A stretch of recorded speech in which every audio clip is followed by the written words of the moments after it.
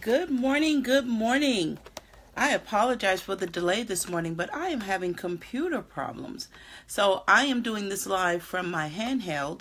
Um, so, okay, so now of course it's coming up. Let's see what's going on because I'd much rather do it hands-free, and I don't have my hands-free option close to me. So today, let's give it a moment. See what's going on here. Maybe we can do this. So my computer screen was totally blank until I started talking. So always when you come up with an alternative, that's when things will start working. So the lesson here is keep moving forward and things will fall into place. Don't stand still and wait for things to start happening. You know, things happen when you're moving. So keep moving and things will happen. Good morning, Alicia. I am having computer problems, so I'm doing this from my handheld. But now my computer just came up. But today, let's go ahead. I'll go ahead and get started because it's moving really slow. Let's see if I can get a internet to come up. So today I wanted to talk about last week we talked about love, and I put a love challenge out there. And if you haven't seen it, go back and take a look at the video from last week. It's still posted. It's the love challenge. And so in the love challenge, it's all about love and finding love in here, finding the love inside of you.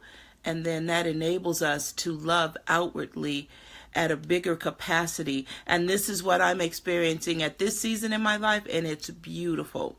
So today I wanted to talk about loving through the pain. How do we love through the pain? How do you love when someone is hurting you? Whether you're loving them or whether you're loving yourself through that moment.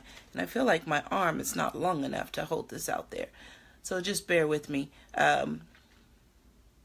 So how do you love through the pain? So I want to tell a little story, and I feel safe in telling this story because my daughter is not a part of this group, so I can share. My daughter, I have an only child. I'm a parent of an only child, and she's 18. So now she's starting to form her own opinion and her own realities and her own comments. So, and I expect that. But what I did not, plan for, what I didn't plan for is we've always had a really close relationship. So I did not plan for the opposition. Like we've always been, for the most part, on the same side of situations. So this past week we had a situation, and she told me I was mean. Well, actually, we had the situation because she told me I was mean. She walks in the house, and I had a long day, was working all day on my feet, running around, and she got off work. She came in, it was close to 11. No, it was about 10:15, and I'm exhausted and knew that I would not see the bed until the wee hours of the morning. So I have a lot on my mind. There's no excuse, just an explanation of where my mind was at. She's getting off work, and she's obviously talked to her friend on the way home. And she tells me that because of a situation she and her friend wanted to partake in, and I told her no, that she could not attend this unsupervised, mostly male party. And the males she did not know. After the prom at midnight, no, not going to happen, not on my watch. So when I was asking them questions to try to get them to see this for themselves, my comment was like, well, how many is going to be there? Are the parents there? No. So immediately, as a mother of a female child, my thoughts are, oh my God, seems like a setup to me. 2 young girls come over with the 7 or 8 boys, no other females in attendance. It sounds like a setup to me. But I realize that I've lived longer and I've experienced more than the 18 and the 17-year-old young ladies that were standing in front of me. So although I'm boiling on the inside, like I want to say, how can you not see this? On the outside, I'm saying things like, when I ask them, so these boys, and I asked my daughter, have you ever met these boys? No, I'm just going with her. That was my comment. And inside, behind that comment was like, really? Are you kidding me? Think about it. This sounds like a setup. But she took it, her friend took it as though I was throwing shade. And I'm really not clear. I think shade means sarcasm. And there was nothing sarcastic about that. But honestly, I've heard that word shade for a while now. And I'm really not clear about it. So, if it's not sarcasm, because I wasn't being sarcastic, please, enlighten me. Enlighten a girl, because so that I could speak this young talk out here. Anyway, my daughter comes in late at night and she says, you were mean to my friend. She wanted to start crying because you said, And I still don't understand that, but that's not the point. Their feelings are valid. And I said, I'm not mean. I do a lot for you. And so that pushed the wrong button. And what I realize is that people that you love, that are in your heart and all wrapped around your heart, can push your buttons, and whether they mean to or not, because they have your heart, and vice versa. So when she was saying I was mean, I chose my dance, and I decided, which choosing the dance is a process that I created on the heels of my novel Choosing the Dance, and it's explained in a workbook that I'm creating that will be out this year.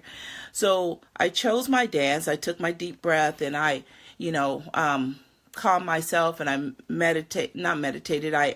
I went internal, saw myself, saw the love inside, and then I respond. So the dance I chose is a response. And I told her I'm not mean. But how I told her was a little passionate. We'll use that word. I was passionate. And, she asked me, why are you raising your voice? And I said, because I'm pissed off. Everything that I do for you, I don't require much of you, because I'm not mean. And so I went down the bunny trail of not being mean.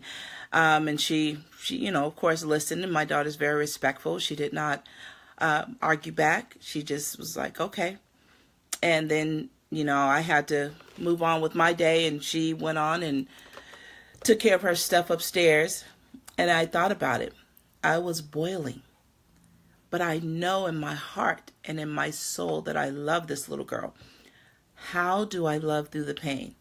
So when I was preparing to go to bed, I picked up a pad and I wrote her a letter. And this is one of the processes for loving through the pain. When you are hurting inside, or angry, or pissed off was my word, the best thing that you can do is to vent it out. Now, I didn't get to the bedroom until about 3:30 in the morning, so I'm not calling anybody, which is not the healthiest thing to do anyway. So I picked up my pencil and my pen and my pad, and I wrote her a letter. And I explained my feelings, why I was hurt. And it allowed me to release some of the anger or the passion that I felt in a good way, in a positive way. And as I wrote, it allowed me to visualize more clearly the young lady that stood before me and expressed her feelings, because I've always encouraged her to express her feelings. It also allowed me to say to her, I'm willing to express or to listen to you or to hear your thoughts. Just tonight was not a good night. I was already stressed. It was, this is not an excuse, but an explanation as what was going on. And so I found the love through my pain. And I use that example because there's not many people that can cause me pain that deeply. And I felt, a a plethora of things. I felt let down. I felt disgusted. I felt, how dare you? I felt underappreciated. But writing it down is one way we can love through the pain. Also, in that moment, although I raised my voice and I said I was pissed off, I stopped it there. Because in the moment, I visualize her standing in her truth. And in her truth, at that moment, she felt something. And although later she told me that she did not express it correctly, she used the wrong words. And my trigger was her calling me mean.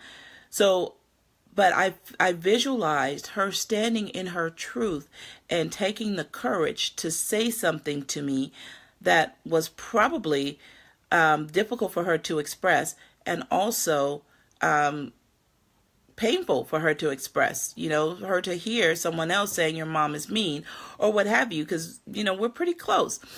So loving through the pain, it takes work and effort on your part, on my part, to visualize this person standing in their truth, speaking what they need to say to you. Now, it doesn't mean that visualizing them, I neglect me, because I still was able to be expressive, and then I shut it down. Once I said what I had to say, I could have gone on and I could have hurt her feelings really badly, because I know how to push her button as well. But I chose to be powerful and loving and allow her to go on, go her separate way. I shut my mouth, which as adults, sometimes we don't feel like we have to shut our mouth when we're dealing with our children or our spouses or our siblings or even our parents. As adult children, we don't feel like we have to shut our mouth. I'm grown, I can do what I want to. But when you want to stand in love and love through the pain, then sometimes choosing the dance to shut your mouth is a perfect beginning to loving through that pain. So I chose to visualize her and visualize the little girl that I've raised that took the courage to talk to me and then went to bed probably with hurt feelings, because I don't raise my voice at her often. So anyone with a child that's, she has a soft heart, when you raise your voice, it almost melts them, like they want to fall in a ball of tears. But she didn't. She held her. She stayed strong. And when I wrote the letter, I didn't wait until the morning to give it to her. I didn't want to wake her because she had to go to school, but I slid it under her door.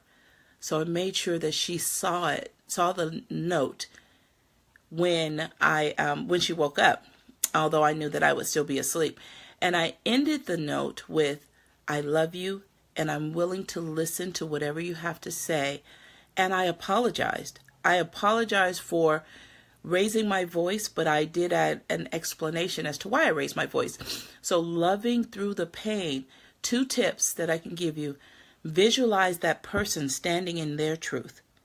Because when you're when you're in a relationship of any sort, visualizing a person standing in their truth and having compassion for that person is a huge step to working through situation or issues.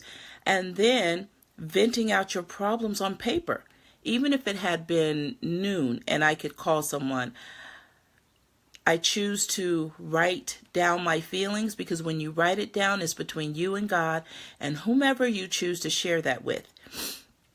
It also it allowed me to calm down, but it also put into perspective, I don't want to hurt this young lady. I don't want to hurt her. I don't want to damage her. I love her.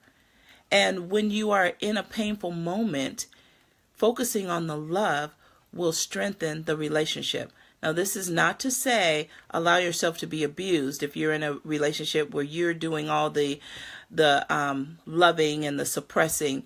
And this is not to say to suppress your feelings. Get them out. Write them down. You don't have to yell it at a person. Express yourself and then move on. Move on with your feelings. Shut your mouth if that's what it takes for that moment. And then regroup in love. So when she read the note, she got to school, She sent me a text. We told each other we love each other, and we're back on track. Less than, 12 hours later, we were back on track. So loving through the pain is not an easy process, but it's necessary for successful relationships. So that is my tip for loving through the pain. I am going to continue to talk about love because love is huge. And if we spend more time loving, we spend less time doing more negative things. So I love you. I thank you for listening to me, and I appreciate you. If you have any comments, place it below. Go back and take a look at the video on the love challenge.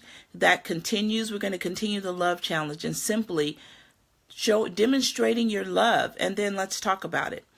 Have a fantastic day. Go in love. I love you from the bottom of my heart. Stay blessed and be encouraged. You're welcome, Alicia. Bye-bye.